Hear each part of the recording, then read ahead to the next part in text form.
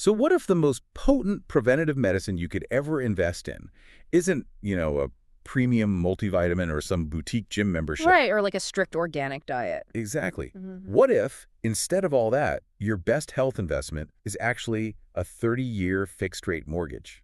I mean, I know it sounds completely counterintuitive. We are so conditioned to think of real estate entirely as this rigid spreadsheet exercise. Yeah. You look at interest rates, down payments, debt-to-income ratios. Right, neighborhood comps. It's a highly transactional process, completely divorced from biology. It really is. Uh, But today, we're going on a mission to completely shatter that framework for you. We're diving into a really unique educational platform and initiative. It's called New Home, New Health. and it operates alongside an entity known as New Home University, right? Yep, that's the one. So the goal for this deep dive today is to unpack the highly surprising, deeply biological intersection between physical wellness and property investment. Which is just a fascinating crossover. It is. And we're also going to examine the specific financial mechanism they've built to help families actually achieve both of those things. Because it forces a total reevaluation of what shelter actually does to the human body and mind. I mean, we are so used to compartmentalizing our lives. Oh, absolutely. We put our financial goals in one box where we worry about retirement and, asset building. And then we put our wellness goals in a completely separate box where we worry about cholesterol and cortisol. Okay, let's unpack this, because the core premise we're exploring today is that building wealth actually begins with building a healthy life. Right. It's not about grinding away to build wealth just so you can afford to, buy back your health later in life. Exactly. It's the idea that the two are inextricably linked at a structural level right from the start. What's fascinating here is the foundational philosophy driving this movement. A stable living environment and a healthy lifestyle aren't just parallel tracks that happen to look nice next to each other. Right, they aren't separate things. No, they are actively synergistic. They fuel one another to improve a family's future and construct a lasting legacy. When you look at the mechanics of this, an analogy comes to mind. It's almost like treating a home purchase as the ultimate health supplement. Oh, I like that. The ultimate supplement. Yeah, think about it. You take vitamins, you hydrate, you try to optimize your sleep, and you do all of that to establish a baseline for your physical well-being. Sure. But the New Home, New Health framework suggests that the four walls you live inside, the literal physical environment, actually dictate whether those other habits thrive or fail. Yeah, your housing situation is basically a petri dish for your family's health. That is exactly it. And that is an incredibly accurate way to frame the dynamic. We're looking at an initiative championed by some specific voices in the source material, namely Coach JB, who hosts the platform, Right. and Dr. Milton Mills, who provides a lot of the key medical insights. They lay out this very deliberate causal progression. It operates almost like a mechanical formula. Okay, lay the formula out for us. So first, a healthier lifestyle creates a stronger family unit. Second, a stronger family builds a stronger community. And finally, a stronger community establishes a lasting generational legacy. Let's actually dig into the gears of that formula. Because, it's easy to just list those steps off as a nice feel-good slogan. Oh, for sure. It sounds great on a bumper sticker. Right. But how does a healthier lifestyle mechanically translate into a stronger community and a lasting legacy? Well, it really comes down to capacity and compounding returns. When a family is physically healthier, you see immediate, tangible shifts in their daily lives. Like what? Like fewer sick days taken by the parents, which means more consistent income. There's more physical energy available to actually engage with your kids after work, which improves developmental outcomes. Right, you aren't just crashing on the couch the second you walk through the door. Exactly. Okay. And there's less capital being drained by chronic medical debt. So when you multiply that individual family's capacity across a whole neighborhood, you get a stronger community. I see. You get citizens who actually have the bandwidth to engage in civic duties, who maintain their properties, who look out for one another. And that sustains property values and neighborhood safety. And that sustained stability is the literal bedrock of a generational legacy. Precisely. Here's where it gets really interesting. And honestly, this is where I find myself pushing back a little bit on the sources. Okay, let's hear it. Because logically, I follow that progression. But practically speaking, if someone is out there just trying to scrape together enough money for rent, or they are terrified of an impending eviction, Right. isn't focusing on physical health a bit of a luxury? Like when you are in financial survival mode, Wellness feels like something only people with massive disposable income have the time to worry about. Yeah, that tension is exactly why this platform exists in the first place. The insights from Coach JB and Dr. Mills attack that assumption head on. Right. They argue that viewing health and stability as mutually exclusive or viewing health as some sort of luxury is a fundamental misunderstanding of human biology. I hear that, but I mean, if I'm short on my housing payment this month, telling me about the biological benefits of a healthy lifestyle feels incredibly tone-deaf. Sure. Does this philosophy actually address the immediate financial hurdle, or is it just totally theoretical? Well, to answer that, we really have to look at the physiological toll of housing instability. When a family lives in a precarious housing situation, maybe it's overcrowded or unsafe, or they just don't know if they can afford next month's rent, Yeah. their bodies are continuously flooded with cortisol and adrenaline. It's a constant state of fight or flight. And that chronic, low-grade stress response physically alters the body. It absolutely does. It disrupts sleep architecture, it weakens the immune system, and most importantly for this conversation, it impairs the prefrontal cortex. The part of the brain responsible for complex planning and decision-making. Precisely. You literally cannot make sound, long-term financial decisions for building generational wealth when your brain is trapped in the daily biological panic of survival. You are cognitively compromised. So what the platform is stating is that you cannot build a legacy on a crumbling physical foundation. That completely flips the script. Right. Making an educated, secure decision about your housing is not just a financial move. It is a preventative health measure that stops that chronic stress cycle in its tracks. Okay, I see the connection. But recognizing that health and housing are linked biologically doesn't actually solve the real-world problem. What do you mean? Well, because even if a family realizes they desperately need a healthier, more stable home environment to stop that cortisol spike, the real estate market is still an absolute labyrinth. Oh, without a doubt. How does this platform expect a family in survival mode to suddenly navigate escrow, debt-to-income ratios, and mortgage underwriting? That is a great question. And that massive gap between realizing you need a home and actually navigating the system to get one, that is the exact mandate of New Home University. Okay, so this is where NHU comes in. Yes. The core principle they operate on is that education must precede homeownership.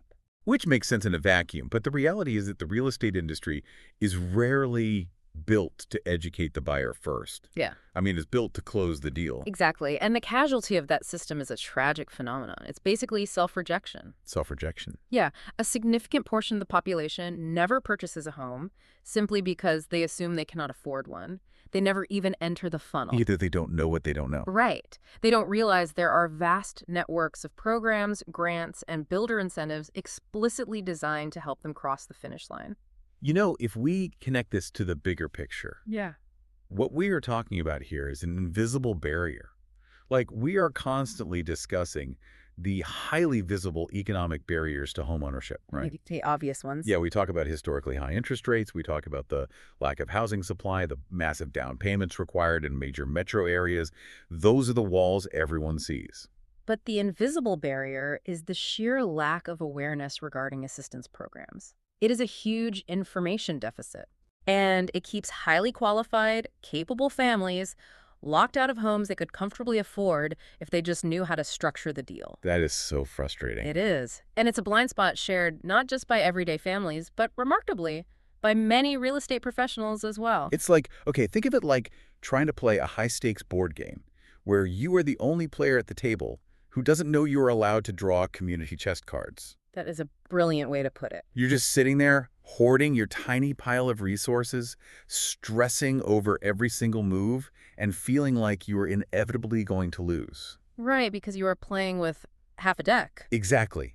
But the barrier isn't that you lack the skill to play the game, it's that nobody ever handed you the full rule book to show you the resources you are legally entitled to use. That captures the dynamic perfectly, and New Home University is positioning itself as the entity handing out that rule book. Okay, so how do they do that?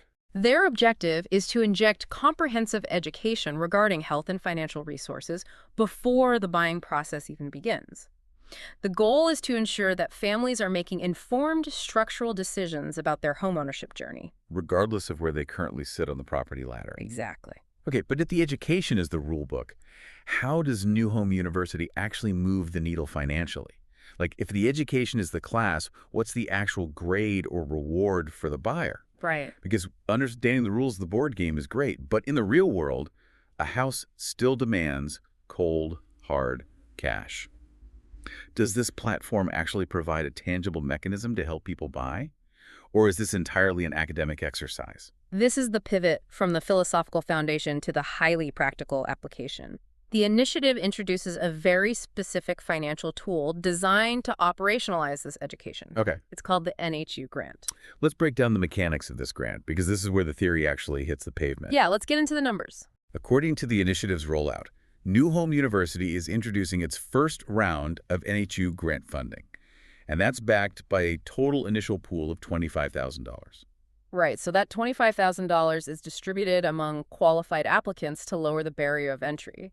Individual NHU grant awards range from $1,500 to $2,500 per qualifying household. Now, at first glance, someone listening might hear $2,500 and think, wait a minute, in a world where a starter home can cost $400,000, what is a $2,500 grant actually going to accomplish? It sounds like a drop in the bucket, doesn't it? It really does. Well, it might sound small relative to the total principal of a mortgage, but you have to look at the specific mechanism of real estate transactions. Okay, explain that. For low to middle income buyers, the barrier is rarely the monthly payment. I mean, they're often paying that much or more in rent already. That's your point.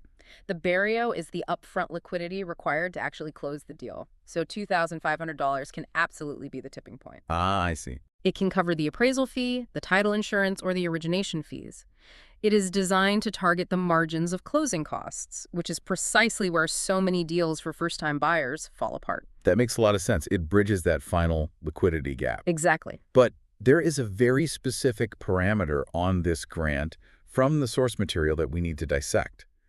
The NHU grant is specifically allocated for eligible new construction homes. Yes, only new builds. Why restricted to new construction? That feels like a very deliberate choice that ties right back into the new home, new health biology we were talking about earlier. It ties in perfectly. Right, because if the goal is to reduce physiological stress and build a healthy foundation, a new build operates very differently from a 50-year-old house. The architectural and environmental differences are vast.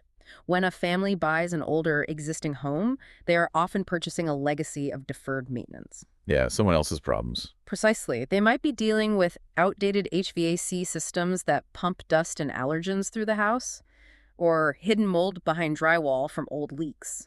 Or lead paint, or terrible insulation that causes massive utility bills. And those utility bills just induce more financial stress, bringing us right back to the cortisol problem. So you're essentially buying an environmental hazard. In many cases, yes. Whereas modern new construction homes are built to drastically different building codes. Right. They have tight thermal envelopes, they utilize non-toxic paints and materials that don't off-gas harmful chemicals, and they feature advanced air filtration systems like MRV-13 filters that actively clean the indoor air. So tying the grant to new construction ensures that the financial investment is simultaneously a direct investment in the family's respiratory and physiological health. Exactly. It forces the financial box and the wellness box to merge. And it is important to note that within the new construction market, this isn't just targeting one specific demographic. The inclusivity is actually really broad. Yeah, it is available to various types of buyers. First-time buyers are the obvious demographic, of course. Oh. But it also applies to families moving up to a larger footprint because they just had their third child.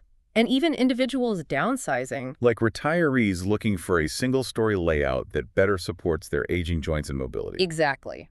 The utility of the grant spans the entire life cycle of homeownership. The directive for anyone interested is straightforward.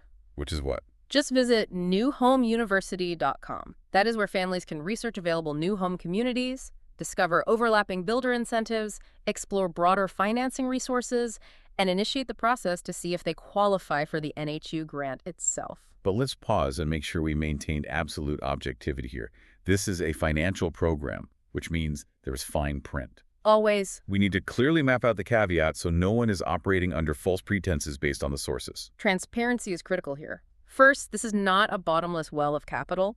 The grant funds are limited to that initial $25,000 pool. Second, the distribution of these funds is not guaranteed simply because someone applies. All awards are strictly subject to program guidelines, strict eligibility requirements, and the reality of available funding at the time of application. Furthermore, it requires lender approval and builder participation where applicable.